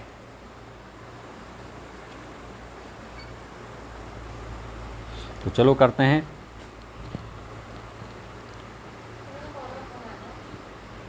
हाँ ठीक है, BaSO4। ठीक है, तो क्या हुआ? अब देखो किसके? सोडियम के यहाँ 2 हैं, यहाँ 1 है, तो सोडियम के सबसे पहले कितना करेंगे हम? 2 करेंगे। सोडियम के 2 कर दिया। सल्फ़र का 1, सल्फ़र का 1, ओके। ऑक्सीजन के 4, ऑक्सीजन के 4, ओके। बेरियम का 1, बेरियम का 1। तो ये क्या हो गया? आपकी रासायनिक समीकरण संतुलित हो गई है। ठीक है, तो ये हो गया। एक और समीकरण ले लेते हैं साथ में, आयरन की कॉपर सल्फेट के साथ। ठीक है, आयरन की कॉपर सल्फेट विलयन के साथ। कॉपर सल्फेट क्या होता है? CuSO4। कॉपर सल्फेट विलयन क्या बनेगा? आयरन सल्फेट बन जाएगा, FeSO4, FeSO4। और बचेगा क्या? कॉपर क्या होगा? अलग हो जाएगा। ठीक है। कॉपर क्या होगा, कॉपर अलग हो जाएगा, इसका क्या होगा, अवक्षेप प्राप्त होगा, नीचे को एरो है तो अवक्षेप प्राप्त होगा, ठीक है। अब देखो यहाँ पे फिर संतुलित करके देखते हैं क्या संतुलित है अभिक्रिया। देखो आयरन का एक Fe किसका है, आयरन लोहा, लोहे को क्या कहते हैं हम Fe से दिखाते हैं, ठीक है, फेरस भी कहते हैं इसको, ठीक है। तो Fe है, Fe का एक ओके, कॉपर का एक, कॉपर का एक ओके, सल्फर का एक, सल्फर का एक ओके, ऑक्सीजन के 4, ऑक्सीजन के 4। तो ये भी क्या है, संतुलित रासायनिक समीकरण ही है, लेकिन है कौन सी, विस्थापन अभिक्रिया, ठीक है। यहाँ पे क्या हुआ, आयरन ने क्या करा, कॉपर को विस्थापित करके अब खुद सल्फर के साथ जुड़ गया है, ठीक है। तो ये कौन सी अभिक्रिया हो गई आपकी, बताइए, विस्थापन अभिक्रिया हो गई, ठीक है। विस्थापन अभिक्रिया होती है वह रासायनिक अभिक्रिया जिसमें किसी यौगिक का एक तत्व, ठीक है, ठीक है, जिसमें यौगिक किसी एक तत्व के स्थान पे कोई दूसरा तत्व आ जाता है। तो यहाँ पे कॉपर के स्थान पे क्या आ रहा है, आयरन आ गया, यहाँ पे क्या हुआ, बेरियम के स्थान पे क्या आ रहा था, सोडियम आ गया था। तो ये क्या है, विस्थापन अभिक्रिया है, ठीक हो गया, समझ में आ रहा होगा यहाँ पर, कोई डाउट तो नहीं है। अगर कोई डाउट है तो आप हमें कमेंट के माध्यम से पूछ सकते हैं, ठीक है। चलिए बढ़ते हैं आगे। रासायनिक अभिक्रिया क्या कहते हैं, द्विस्थापन या उभय प्रतिस्थापन अभिक्रिया, ठीक है। द्विस्थापन भी कहते हैं इसे या उभय प्रतिस्थापन भी कहते हैं। तो कंफ्यूज नहीं होना, कई बार पेपर में उभय प्रतिस्थापन पूछ देता है, कभी द्विस्थापन पूछ देता है, ठीक है। तो आपको एक ही अभिक्रिया लिखनी होती है, ठीक है। तो क्या परिभाषा है, वह रासायनिक अभिक्रिया जिसमें दो या दो से अधिक यौगिक क्या करते हैं, अपने आयनों की अदला बदली करके, ठीक है, अपने आयनों की अदला बदली करके क्या करते हैं, नए यौगिक का निर्माण करते हैं, नए यौगिक का निर्माण करते हैं। तो क्या कहते हैं उसे, द्विस्थापन या उभय प्रतिस्थापन अभिक्रिया कहते हैं, ठीक है। क्या होती है, अदला बदली होती है। तो करते हैं, देखो सिंपल, बहुत अच्छा क्वेश्चन वो है समीकरण इसकी, सोडियम सल्फेट Na2SO4 ले लेंगे, क्या बनेगा, किसके साथ करेंगे, बेरियम सल्फेट के साथ, BaCl2, बेरियम क्लोराइड ले लेंगे, BaCl2, ठीक है। तो क्या बनेगा, देखो सोडियम क्लोराइड बनेगा, NaCl बनेगा, और बेरियम सल्फेट प्राप्त होगा हमें, BaSO4, ठीक है, BaSO4 का अवक्षेप प्राप्त होगा। तो ये क्या होगी, सोडियम सल्फेट और बेरियम क्लोराइड की अभिक्रिया करेंगे, क्या बनेगा, सोडियम क्लोराइड और बेरियम सल्फेट प्राप्त होगा, क्लियर है। तो इसको देखो संतुलित करते हैं। अब संतुलित करने के लिए हमें क्या करना है, देखो पहले सबसे पहले सोडियम के यहाँ 2 हैं, यहाँ 1 है, तो हमें क्या करना पड़ेगा, सोडियम के 2 करने होंगे, ठीक है। सोडियम के 2 कर दिए हमने, अब सोडियम के 2 कर दिए। अब देखो सल्फ़र का 1, सल्फ़र का यहाँ 1, ऑक्सीजन के 4 हैं, ऑक्सीजन के 4 हैं, बराबर हो गए। अब यहाँ देखो बेरियम का 1, बेरियम का 1 ओके है, क्लोरीन के 2, यहाँ भी क्लोरीन के क्या हुआ, 2 से गुणा हुई, तो ये भी क्या होगा, 2 हो गए। तो हमारी समीकरण क्या है, संतुलित भी हो गई। ये कौन सी अभिक्रिया है, द्विस्थापन या उभय प्रतिस्थापन अभिक्रिया, ठीक है, समझ में आ रहा है। एक और ले लेते हैं, क्या करें, फेरिक क्लोराइड ले लेते हैं। फेरिक क्लोराइड क्या होता है, FeCl3, FeCl3, ठीक है। फेरिक क्लोराइड FeCl3 होता है, प्लस क्या होगा, NH4OH, ठीक है, अमोनियम हाइड्रोक्साइड, ठीक है, अमोनियम हाइड्रोक्साइड के साथ अभिक्रिया करेंगे, क्या बनेगा, देखो FeOH3 हो जाएगा, ठीक है, क्या बनेगा, OH के साथ हो जाएगी अभिक्रिया, FeOH3 ये बनेगा, ठीक है, FeOH का होल थ्राइस कहते हैं इसे, ठीक है।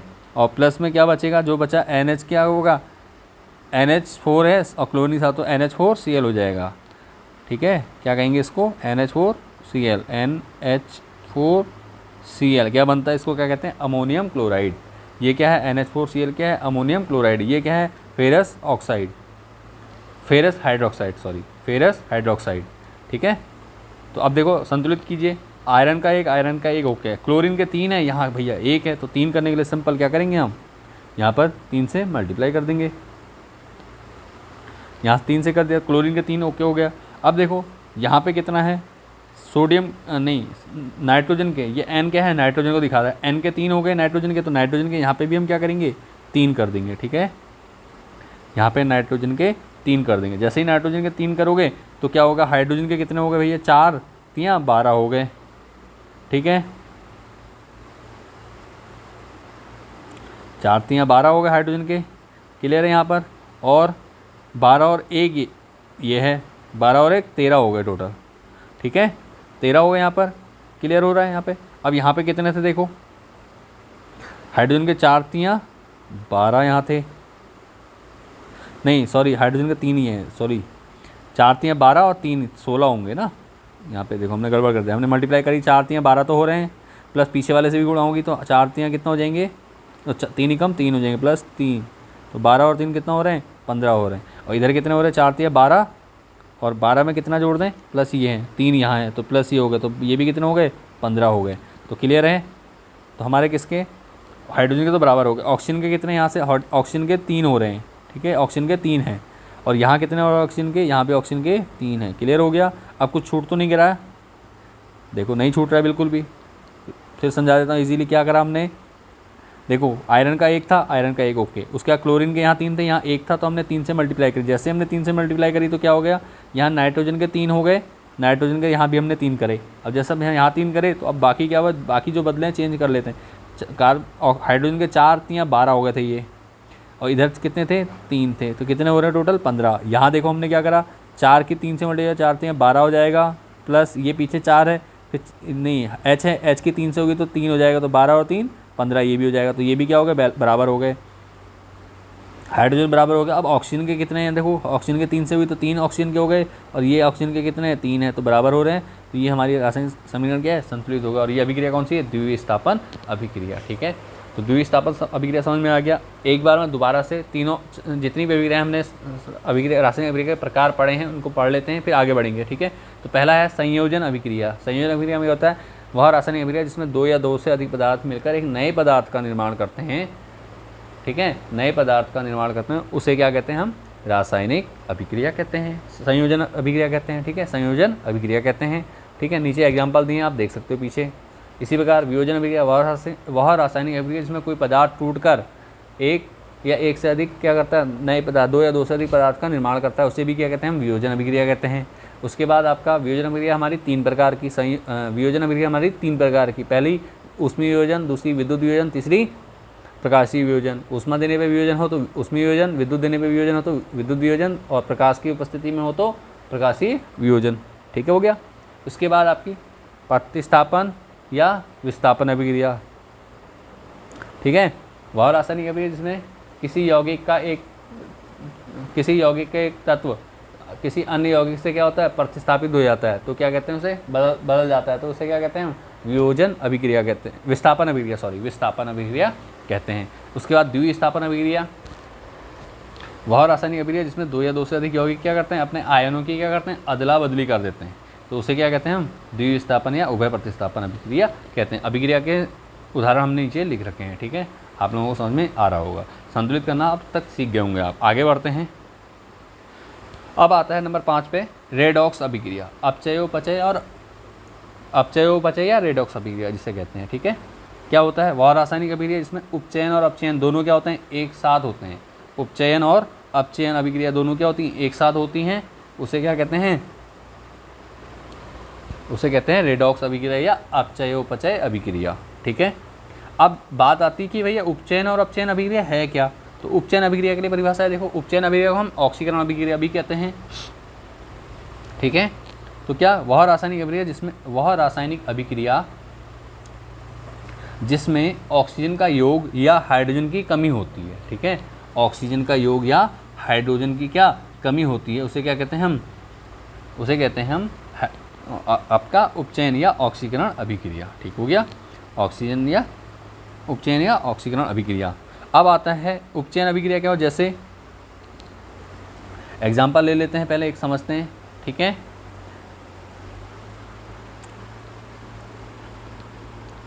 C+O2 क्या बनेगा, CO2, ठीक है। तो यहाँ पे क्या हो रहा है, ऑक्सीजन जुड़ रही है किसके साथ, कार्बन के साथ, तो कौन सी अभिक्रिया कहलाएगी, ये उपचयन अभिक्रिया कहलाएगी, ये भी, ठीक है, उपचयन अभिक्रिया हो जाएगी ये, ठीक हो गया। संतुलित करना है, संतुलित है ऑलरेडी। इसी प्रकार H2+O2 क्या बनाता है हमारा, H2O, तो यहाँ पे भी क्या हो रहा है, ऑक्सीजन जोड़ रही है, तो ये भी क्या हो जाएगी हमारी, कौन सी हो जाएगी, क्या कहेंगे इसको, उपचयन या ऑक्सीकरण अभिक्रिया कहेंगे, ठीक है। 1-2 एग्जाम्पल और ले लेते हैं ऑक्सीकरण अभिक्रिया के। उम्मीद करता हूँ यहाँ तक आपको समझ में आ रहा होगा, ठीक है। कोई डाउट है, कोई परेशानी लगे तो कमेंट कर लीजिए, कोई दिक्कत परेशानी हो तो ज़रूर कमेंट करके हमसे पूछ लीजिए, ठीक है। इसी प्रकार देखो क्या एक अभिक्रिया और ले लेते हैं, क्या सल्फ़र की यहाँ लिख दे रहा हूँ मैं, सल्फ़र की लेते हैं S+O2, क्या बनेगा SO2, सल्फ़र डाइऑक्साइड। सल्फ़र है, ये सल्फ़र है, ये ऑक्सीजन है, सल्फ़र की ऑक्सीजन के साथ अभिक्रिया करेंगे तो क्या बनेगा सल्फ़र डाइऑक्साइड बनेगा। तो इसे क्या कहेंगे, ये भी क्या है उपचयन अभिक्रिया। इसी प्रकार Mg+O2 क्या बनेगा MgO, पता है ये अभिक्रिया मैंने बताई थी। तो MgO ये भी क्या है अभिक्रिया, ये अभिक्रिया भी आपकी क्या है उपचयन अभिक्रिया के अंतर्गत। क्यों, क्योंकि यहाँ सभी में क्या हो रहा है ऑक्सीजन की वृद्धि हो रही है, ऑक्सीजन जुड़ रहा है। देखो मैग्नीशियम के साथ ऑक्सीजन जुड़ा है, सल्फर के साथ ऑक्सीजन जुड़ा है, कार्बन के साथ ऑक्सीजन जुड़ा है, हाइड्रोजन के साथ ऑक्सीजन जुड़ा है। तो क्या है ये अभिक्रिया, ये अभिक्रिया है उपचयन अभिक्रिया। उपचयन अभिक्रिया उम्मीद करता हूँ समझ में आ गया होगा आपको, ठीक है।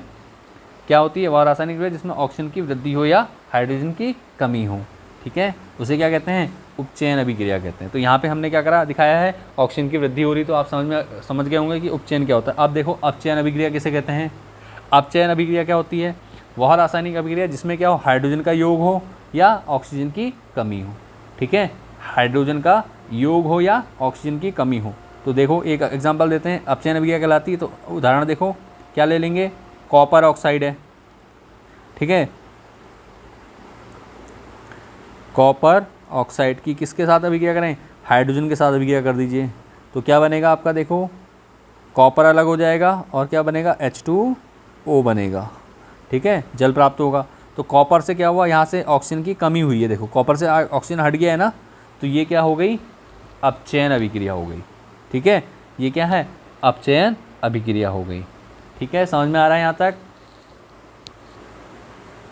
इसको कहते हैं अपचयन अभिक्रिया। क्या, कॉपर ऑक्साइड की हाइड्रोजन के साथ अभिक्रिया करेंगे तो क्या बना कॉपर प्लस जल प्राप्त हुआ, ठीक है।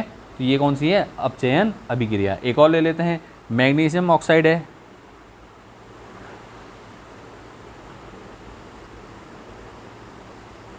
ठीक है, MnO2 ले लेते हैं, MnO2 मैग्नीज डाइऑक्साइड कहेंगे इसको, ठीक है, प्लस क्या करें किसके साथ करें HCl के साथ कर देते हैं। तो HCl के साथ अभिक्रिया करेंगे तो क्या बनेगा, देखो मैग्नीशियम ऑक्साइड की मैग्नीज डाइऑक्साइड है, ठीक है, मैग्नीज डाइऑक्साइड की क्या करेंगे तो मैग्नीज क्लोराइड बनेगा, MnCl2 बन जाएगा, MnCl2, ठीक है। और बचेगा क्या, हाइड्रोजन ऑक्सीजन के साथ अभिक्रिया करेगा तो क्या बनेगा जल बन जाएगा, और क्या होगा क्लोरीन गैस भी मुक्त होगी यहाँ पर, ठीक है, Cl2, ठीक है, क्लोरीन गैस मुक्त होगी। अब देखो यहाँ पे क्या हो रहा है, मैग्नीज से क्या हो रहा है ऑक्सीजन अलग हो रही है, ठीक है, ऑक्सीजन अलग हो रही है, तो ये भी क्या है अपचयन अभिक्रिया है। तो यहाँ पे अपचयन अभिक्रिया हो गई, ठीक है। संतुलित करना है तो संतुलित कर दीजिए, चलो इसको, क्लोरीन के 2 क्लोरीन का 1 है, तो यहाँ क्या करेंगे क्लोरीन और नहीं क्लोरीन के 2 यहाँ हैं 2 यहाँ हैं, टोटल कितने हैं क्लोरीन के 4 हो रहे हैं, तो यहाँ क्लोरीन के 4 करने पड़ेंगे हमें, ठीक है, 4 कर दिए। अब हाइड्रोजन के कितने हो गए 4 हो गए, यहाँ हाइड्रोजन के कितने केवल 2 हैं, ठीक है, तो हाइड्रोजन के 4 करने के लिए हमें 2 से मल्टीप्लाई करनी पड़ेगी, ठीक है। तो इसके लिए हम पेन चेंज कर लेते हैं ताकि हमें समझना आसान हो जाए, ठीक है। यहाँ 4 लिखेंगे, तो जब 4 हो गए तो यहाँ भी क्या करेंगे हम 2 लिखेंगे, 4 हो गए। अब ऑक्सीजन के 2 बराबर क्लोरीन का कितना यहाँ पर, क्लोरीन का तो हमने कर दिया क्लियर। अब है मैग्नीज के Mn1, ठीक है। तो ये हो गया हमारी संतुलित रासायनिक समीकरण इसकी भी, ठीक है। तो अपचयन उपचयन समझ में आपको आ गया। अब हो गया अपचयोपचय। तो ये अभिक्रिया जो आपकी कॉपर वाली है, ये आपकी दोनों अभिक्रियाओं को दिखा रही है, ठीक है। यहाँ पे आप दोनों अभिक्रियाओं को दिखा सकते हो, ठीक है। तो चलो लिखते हैं,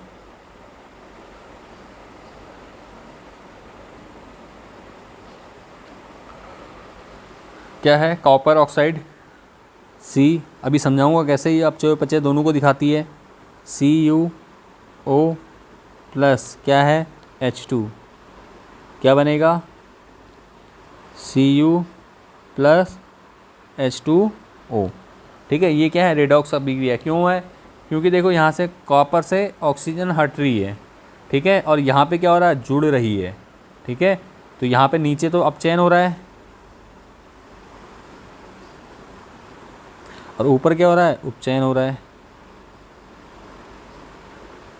और हमने परिभाषा क्या कही थी भैया, जब अपचयन और उपचयन दोनों अभिक्रियाएं क्या हों, एक साथ हो जाएं तो उसे क्या कहते हैं हम, अपचयोपचय अभिक्रिया कहते हैं। ठीक है, तो यहाँ तक आपको समझ में आ गया है। कोई डाउट परेशानी कोई दिक्कत लगे तो बिल्कुल कमेंट के माध्यम से आप हमें ज़रूर पूछिए। ठीक है, चलिए बढ़ते हैं आगे। और एक दो क्वेश्चन है तो टॉपिक हैं आपके जो इंपॉर्टेंट उनको भी करते हैं। यहाँ तक आप उम्मीद करता हूँ आपको अच्छे से समझ में आ गया होगा। अगर कोई डाउट लग रहा है तो एक बार और क्या करो, वीडियो को रिपीट करके देख लो। ठीक है, फिर भी कोई दिक्कत लगे तो कमेंट करो। ठीक है, संचारण, ये टॉपिक भी आपका मोस्ट इंपॉर्टेंट टॉपिक है, आपका कई बार एग्जाम में पूछा जाता है। ठीक है, संचारण क्या होता है, जब कोई क्रियाशील धातु क्या होती है, वायु या नमी के संपर्क में आकर क्या होती है, उपचयित होने लगती है। ठीक है, उपचयित होने लगती है तो इस अभिक्रिया को क्या कहते हैं, संचारण कहते हैं। ठीक है, जिससे धातु की सतह पर क्या एक रंगीन परत जम जाती है, जिससे धातु क्या होती है, नष्ट होने लग जाती है। ठीक है, संचारण समझ में आ गया। अब संचारण सिर्फ लोहे पे ही नहीं होता है, अन्य धातु में भी है। तो कोई भी क्रियाशील धातु हो वो वायु और नमी के संपर्क में आएगी तो क्या होगी, उपचयित हो जाएगी। ठीक है, उपचयित हो जाएगी तो उस अभिक्रिया को कहेंगे संचारण कहते हैं। इसमें क्या होता है, धातु की सतह पर एक रंगीन परत जम जाती है। ठीक है, जिससे क्या कहते हैं, जिससे क्या होती है, धातु नष्ट हो जाती है। अब देखो, जैसे इसका सामान्य उदाहरण तो आपको पता है, लोहे पर जंग लगना, ये क्या है, संचारण है। लोहे पर जंग लगना, ठीक है, जब लोहे पे जंग लगता है तो क्या होता है, उसे भी क्या कहते हैं, हम संचारण कहते हैं। ठीक हो गया। ऐसे ही कॉपर का संचारण होता है। कॉपर पे भी क्या होती है, ऑक्सीजन और नमी के संपर्क में आने पे क्या होता है, एक हरे रंग की परत जम जाती है। ठीक है, उसे क्या कहते हैं, हम संचारण कहते हैं उसे भी। ठीक है, इसी प्रकार अब देखो संचारण को रोकने के उपाय। ठीक है, संचारण तो पता है, लोहे पे जंग लगना संचारण है, कॉपर पे जंग लगना, कॉपर पे भी क्या होता है, कॉपर पे एक हरे रंग की परत चढ़ जाती है, उसे क्या कहते हैं, उसे भी संचारण कहा जाता है। ठीक है, तो चलिए बढ़ते हैं आगे, परिभाषा आपके सामने है। तो आगे देखो, धातुओं के संचारण से बचने के उपाय क्या होंगे। सबसे पहले लोहे की जैसी वस्तु है तो इन पर क्या करते हैं, हम पेंट, तेल या ग्रीस लगाकर क्या कर सकते हैं, इसको वायु के संपर्क में आने से रोका जा सकता है। तो इससे भी धातुओं में क्या होता है, संचारण से बचाया जा सकता है। ठीक है, नंबर 2, यसद लेपन कहते हैं इसे, यसद लेपन। यसद लेपन या मतलब किसी कम क्रियाशील धातु की क्या कर दिया है, परत चढ़ा दिया है। जो धातु है जिस पे संचारण हो सकता है उसके ऊपर क्या कर सकते हैं, किसी कम क्रियाशील धातु की परत चढ़ा दी है, जैसे जिंक और अन्य कोई भी धातु। ठीक है, टंगस्टन, जिंक, ये इन सब की क्या होती है, कम क्रियाशील होती हैं, इनकी क्या होती है, परत चढ़ा दी जाए तो क्या होता है, इससे भी धातुओं का संचारण को रोका जा सकता है। ठीक है, तो ये दो उपाय हैं आपके मेन, जिससे क्या कर सकते हैं, आप धातुओं के संचारण से रोक सकते हो। ठीक है, बढ़ते हैं नेक्स्ट टॉपिक पे, विकृत गंधिता। विकृत गंधिता टॉपिक है आपका अब। ठीक है, इस टॉपिक में क्या है, विकृत गंधिता क्या है, वसा और तेल युक्त भोज्य पदार्थों को वायु की उपस्थिति में ऑक्सीजन से उपचयित हो जाते हैं। ठीक है, वसा और तेल युक्त मतलब जैसे आपने देखा है, चिप्स हो गए आपके, ठीक है, बाजार से हो या घर पे बनाए गए चिप्स हो, पापड़ हो या अचार हो, ये सब क्या, जो तेल और वसा में बनने वाली चीज़ें हैं, ये क्या होती हैं, वायु के संपर्क में, वायु में उपस्थित ऑक्सीजन से क्या करती हैं, उपचयित हो जाती हैं भैया। अब अभिक्रिया करती हैं और क्या होती है, उपचयित हो जाती हैं। ठीक है, उपचयित हो जाती हैं, जिससे क्या होता है, इनका रंग और स्वाद बिगड़ जाता है। इसी घटना को, इसी क्रिया को क्या कहते हैं, विकृत गंधिता कहते हैं। ठीक है, इसी घटना को क्या कहते हैं, हम विकृत गंधिता कहते हैं। ठीक है, समझ में आ गया कि भैया कोई भी वसा और तेल युक्त पदार्थ क्या होता है, ऑक्सीजन के संपर्क में आके क्या होता है, उपचयित हो जाता है, जिससे क्या होता है, इनका रंग, स्वाद और गंध क्या होता है, परिवर्तित हो जाती है, ये खाने योग्य नहीं रहते हैं। इसके लिए क्या करते हैं, इसलिए इसको क्या कहते हैं, विकृत गंधिता कहते हैं। ठीक है, ये विकृत गंधिता हो गई। अब इसका उपाय के लिए क्या होता है, विकृत गंधिता से बचाव के लिए क्या करते हैं, प्रतिऑक्सीकारक का प्रयोग किया जाता है। ठीक है, प्रतिऑक्सीकारक का प्रयोग किया जाता है, जिसमें से एक मुख्य प्रतिऑक्सीकारक क्या आपका है, नाइट्रोजन। देखा होगा आपने, चिप्स के पैकेट जो आते हैं बाज़ार में, उनमें नाइट्रोजन गैस भरी होती है, हवा भरी रहती है ना, वो कौन सी गैस होती है, नाइट्रोजन गैस होती है। नाइट्रोजन गैस क्या होती है, वो जिस वजह से क्या होता है, उसमें ऑक्सीजन, उस थैले के अंदर ऑक्सीजन नहीं रहती है, थैले में सिर्फ नाइट्रोजन गैस रहती है। ठीक है, नाइट्रोजन गैस होने के कारण क्या होता है, चिप्स क्या होते हैं, लंबे समय तक टिक जाते हैं, ख़राब नहीं होते हैं। ठीक है, क्यों, क्योंकि उनका उपचयन नहीं हो पाता ऑक्सीजन के समय, जैसे ही आप खोलोगे कुछ टाइम के बाद जल्दी से वो क्या होंगे, फिर खराब हो जाते हैं। तो इसलिए प्रतिऑक्सीकारक का प्रयोग किया जाता है, किसके लिए, विकृत गंधिता से बचाव के लिए। ठीक है, तो उम्मीद करता हूँ आपको आज के सारे टॉपिक आपको अच्छे समझ में आ गए होंगे। कोई दिक्कत परेशानी लगे तो एक बार वीडियो को दोबारा देख लीजिए, उसके बाद भी कोई डाउट रहो तो कमेंट के माध्यम से हमें ज़रूर बताइए।